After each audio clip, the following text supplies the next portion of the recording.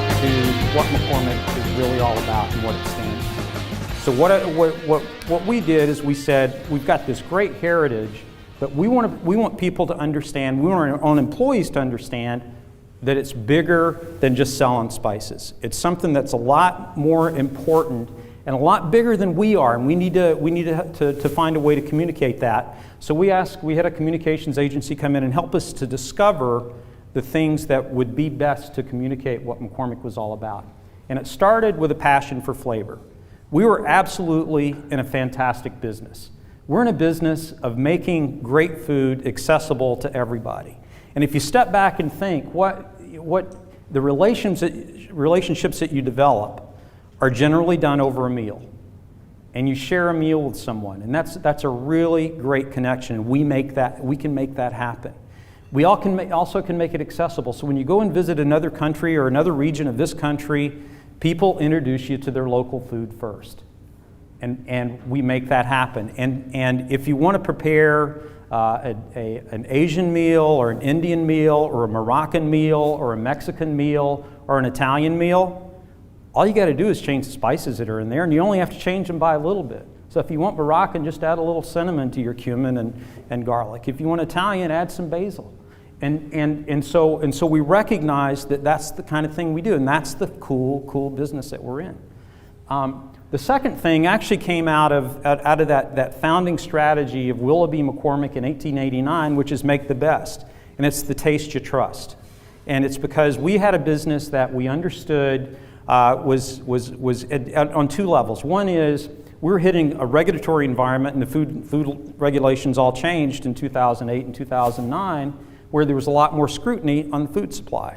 Well, we believe that was great for us because of our practices were the best in the industry. We led the industry in that, and we had that promise with consumers, and it was fundamental to who we were. So the taste you trust, it used to be the tagline in our commercials, was all about that. The third one was the power of people. And the power of people really came from the second CEO of McCormick, a guy named C.P. McCormick, who was the nephew of the founder. The founder passed away in New York in a hotel while he was trying to raise money to keep the company from going bankrupt during the Great Depression. C.P., who was his young nephew, had a different idea about how businesses should be run. So he went countercultural to what everybody was doing during the Great Depression, and he said, I believe we can run business differently. He said, I believe that employees can make the difference. So instead of doing what a lot of companies are doing in that time, which were cutting back employees, a lot of them going out of business, he went to the employees and he said, if we can save enough money, we can actually take market share in this environment. So he cut the work week from 60 hours to 48 hours. He gave everybody a 5% pay increase during the Great Depression.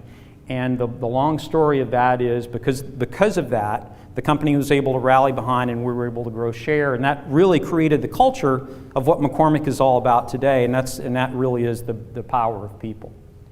The other key principles, and one that there's driven to innovate, and I can talk about our new products like crazy. I won't do that in the interest of time. But the other is performance-led, or purpose-led performance, which is in order to be in business, you have to make money. None of us are going to stay in business for any length of time if we're not profitable.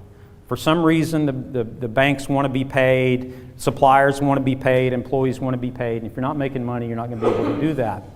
But there's also a bigger responsibility that we in business have, and that's to make the communities that we live and work in better. And so for us, we looked at it and said, we're at the time 120-year-old company, now 128-year-old company. So we need to make sure that what we're doing philanthropically actually matters. And so we pulled together and said, we're going to make it better in some of the areas where we grow our spices. Spices are grown generally within a few degrees of the equator. I'd love to be able to grow them in North Carolina and Maryland. I can't do that. Pepper just won't grow here. It may with global warming, but that's another question. But so we wanted to help in the environment where we live. So we created schools in Madagascar, and the incentive for a kid to come to school is we give them a bag of rice at the end of the week if you come to school for 5 days. We created health clinics in Turkey and in India and in a number of the markets where we compete in order to kind of help and make the communities better. We also do the same kinds of things in our communities in the U.S. You hear a lot about global trade. Well, we were one of the first, our industry is one of the first initiators of global trade. And we think that is extremely important and valuable. We have to do it because we aren't moving the equator, at least last I checked. And so we have to do that. But we package our products and make our products in the markets where we sell them. So most of the stuff that's sold in the United States is made, packaged in Hunt Valley, Maryland. Most of the stuff that we sell to Frito-Lay and all of our food service customers are made in Dallas, Atlanta, and South Bend, Indiana. And the stuff that we sell in China, we get a great business in China. It's our second largest market outside the United States. We have a $500 million business in China. We make that and sell it in Shanghai and in Wuhan.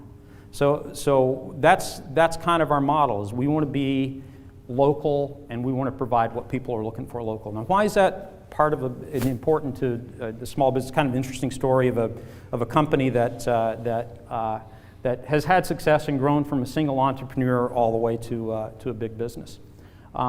It's because you have to do the same kinds of things. You have to understand what is your purpose. What are the things, not just your personal purpose, but also your business purpose? Why are you in business? Maybe it is so you can send your kids to a good college and buy a nice house. But it generally is going to have a stronger purpose than that. Why are you doing the things that you do? And it's because you probably have a passion for the thing that you decided to do. My bailout, by the way, I had a lot of really middle management crappy jobs growing up in my career. My bailout was always a beer bait and barbecue shop on a lake somewhere. My son's actually doing that without the beer. He's selling the bait and and he gives away barbecue every now and then. So watch for his promotions. He's actually been able to live that kind of bailout dream for me, and I couldn't be prouder. But you have to have that purpose. You have to be, just like we do, we have to be involved in our community to have people that want to work for our company, but also that want to buy from us. And it's important that you're as integrated and involved in your community and making a difference in the community. And I was glad to hear so many of the business owners today. Tricia talked about sponsoring kids events and veterans events. I absolutely support, go sponsor a kids baseball team, football team, a soccer team, whatever, a veterans event, a big brothers, big sisters thing. That's really important because it makes you part of the community. And as Ryan talked about, have somebody you can bounce ideas off. I tell Ryan, and he gets frustrated with me because he's going, "You're a corporate guy, you do this." But truly, write down your objectives. I did this when I first became CEO. I wrote my retirement speech. And then I went back and checked it every now and then just to say, am I making the progress that I said I was going to make? Am I doing the things? And it wasn't just, when I did it, I was naive. Most of that was about metrics, about financial metrics. And when I actually gave my retirement speech, it was about thanking people. And the metrics kind of speak for themselves. I had a really good run as CEO. And that little dip we had in the market in 2008 and 2009 has more than come back. We went from a $3.5 billion company, market cap, to today about a $12.5 billion market cap. So we had a good run, but that's not the stuff that matters. What matters is the difference that you make for people and how you treat them. I am so happy and thrilled to be here. I'm really proud of my son. So kind of at the end of this, I always try to end my speeches with something related to spices, and I'll do that. Everything is better with a little bit of cinnamon on it. Think about it. Think about it.